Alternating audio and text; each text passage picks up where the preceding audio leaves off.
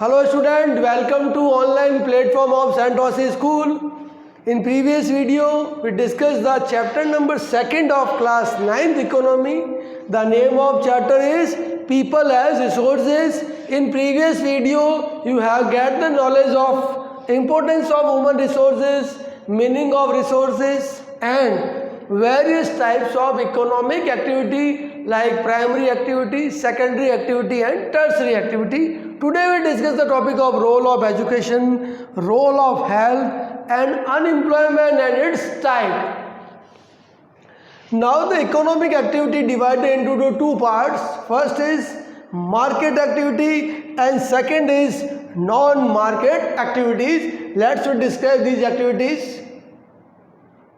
So those activity which involve monetary transaction अर्थात वे activity जो मुद्रा या पैसे का ट्रांजैक्शन इन्वॉल्व करती है उसे मार्केट एक्टिविटी कहते हैं. These activity produce goods for market purpose. ये जो एक्टिविटीज़ है गुड्स मार्केट पर्पस के लिए प्रोड्यूस करती है. और the main M of these activities, इनका जो मेन एम है टू अर्न मैक्सिमम प्रॉफिट अर्थात प्रॉफिट को अर्न करना. और It's include production of goods and services. It's also include government services. तो ये मार्केट एक्टिविटी है जो मॉनेटरी ट्रांजैक्शन को इन्वॉल्व करती है, जो मार्केट के लिए गुड्स को प्रोड्यूस करती है और जिनका मेन एम है टू अर्न मैक्सिमम प्रॉफिट.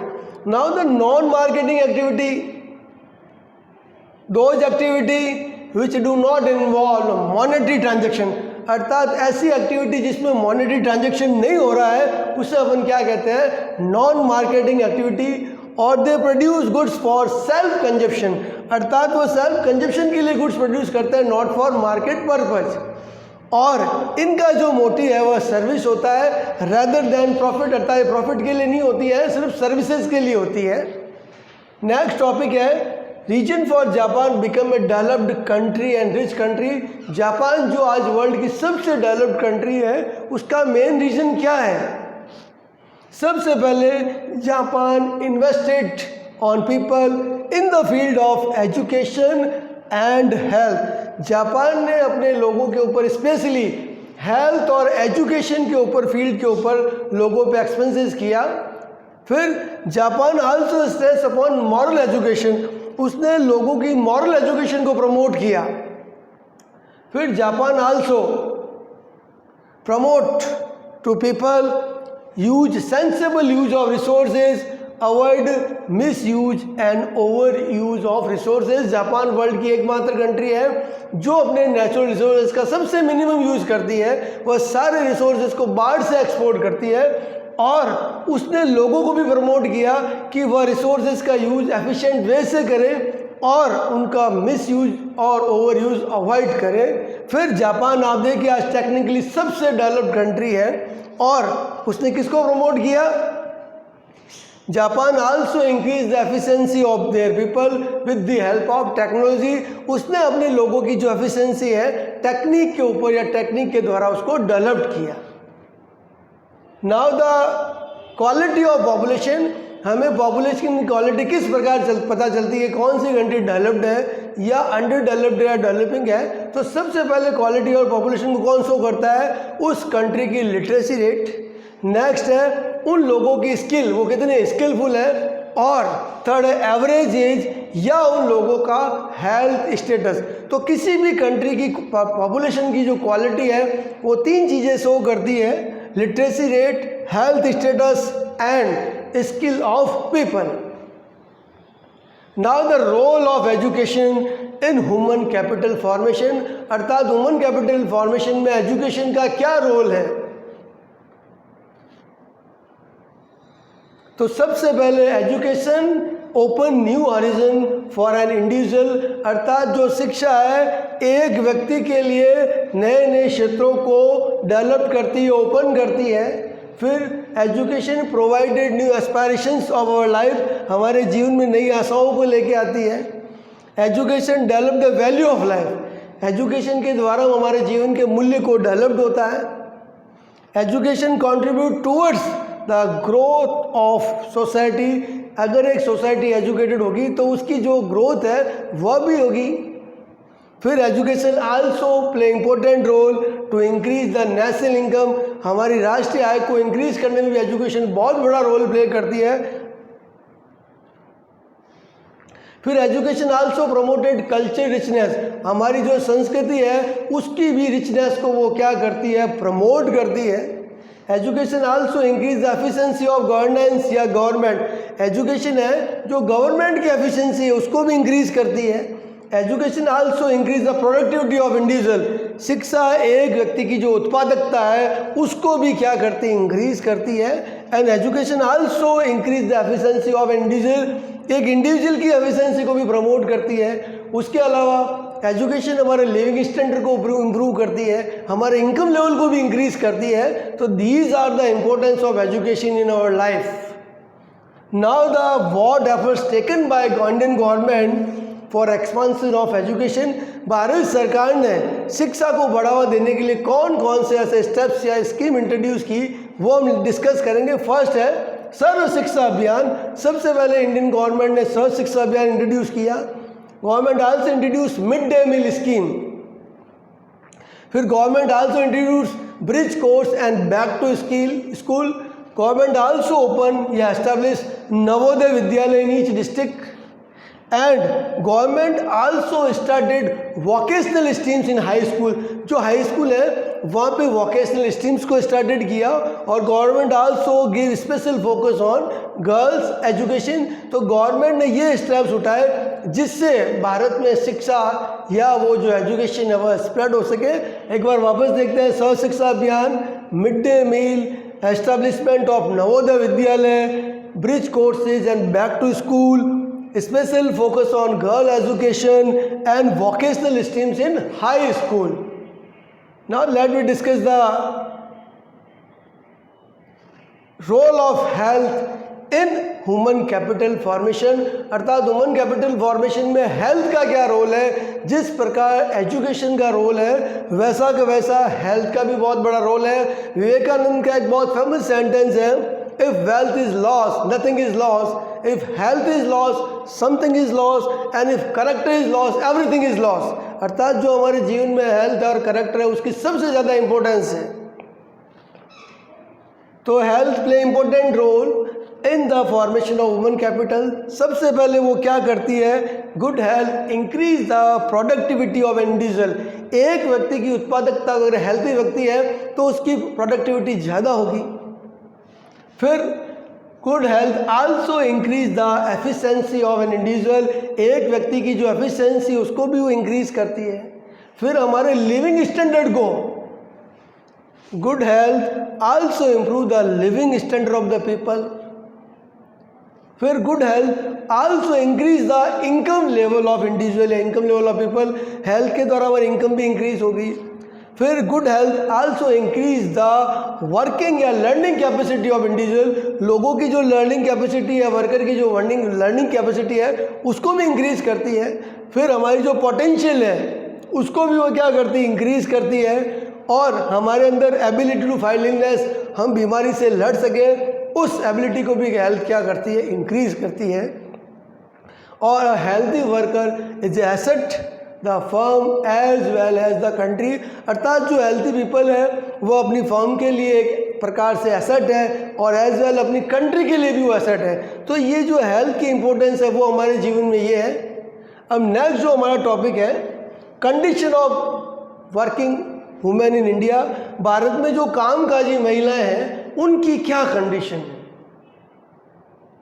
सबसे पहले they are less educated and lack of skill, भारत में जो भी मेजॉरिटी महिलाएं वर्क कर रही है उनमें वो लेस एजुकेटेड है और उनमें स्किल की क्या है, कमी है। फिर नेक्स्ट उनका जो इनकम लेवल है, less income, they get the less income as compare to the man, अर्थात उनको पुरुषों की तुलना में जो वेतन है वो कम मिलता है।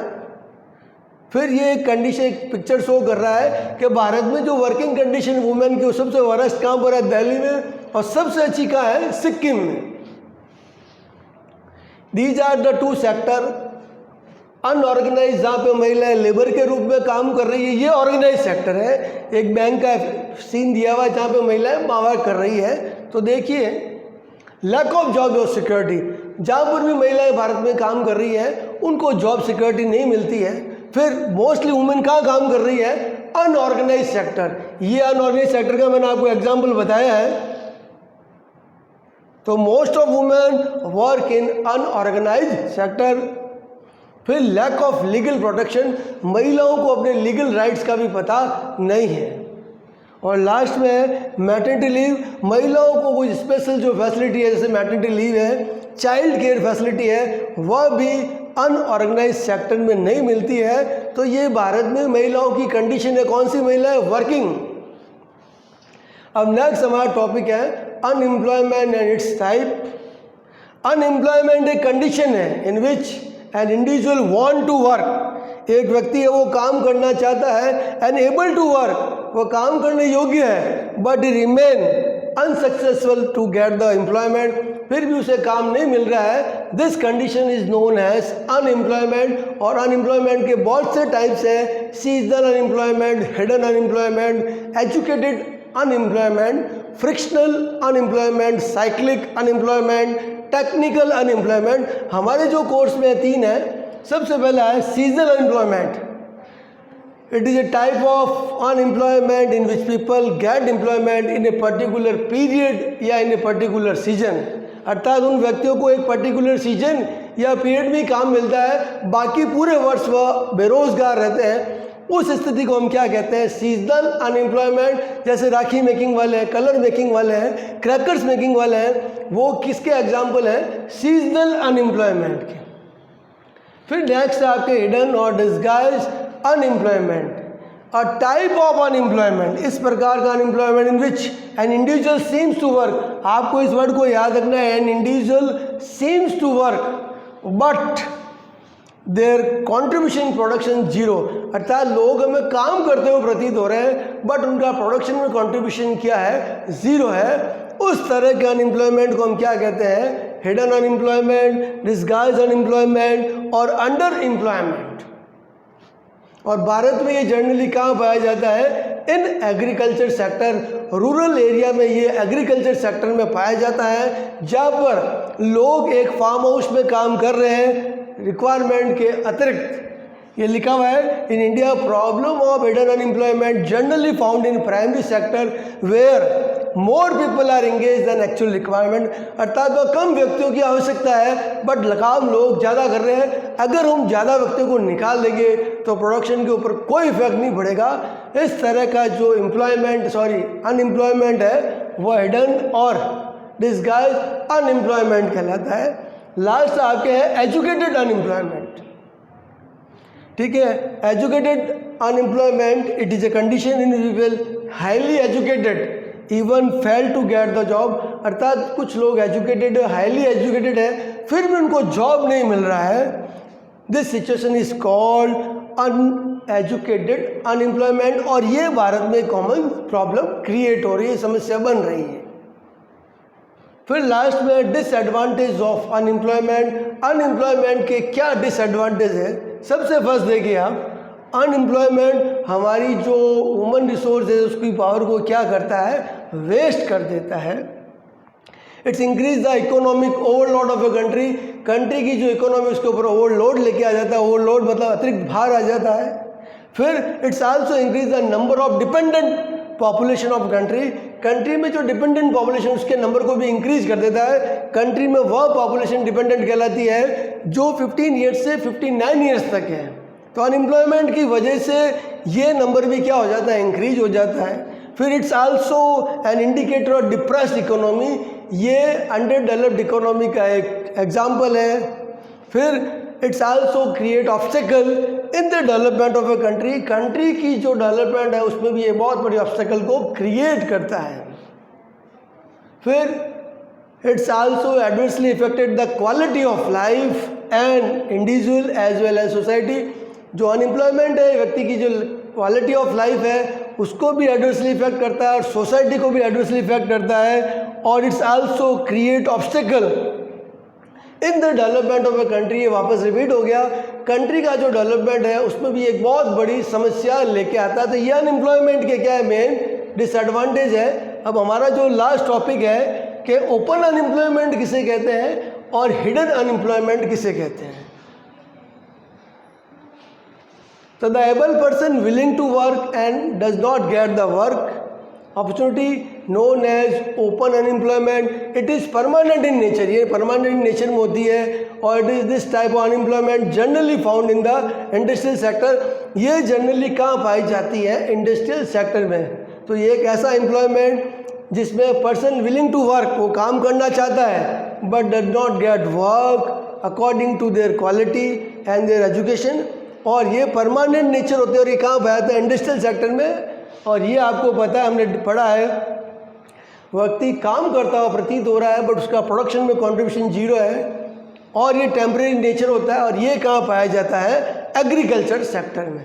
तो स्टूडेंट ये चैप्टर टॉपिक एंड हो गया। इस चैप्टर में हमने कौन कौन से टॉपिक पढ़े थे हम एक बार वापस डिस्कस कर लेते हैं। इंपॉर्टेंस ऑफ ह्यूमन रिसोर्सेज क्या, उसकी क्या इंपॉर्टेंस है, types of economic activity, role of education, role of health, Japan किस प्रकार डेवलप्ड हुआ है, अनएम्प्लॉयमेंट, इस टाइप एंड इट्स डिसएडवांटेज। तो इसी के साथ स्टूडेंट ये चैप्टर खत्म हो रहा है। Thank you student.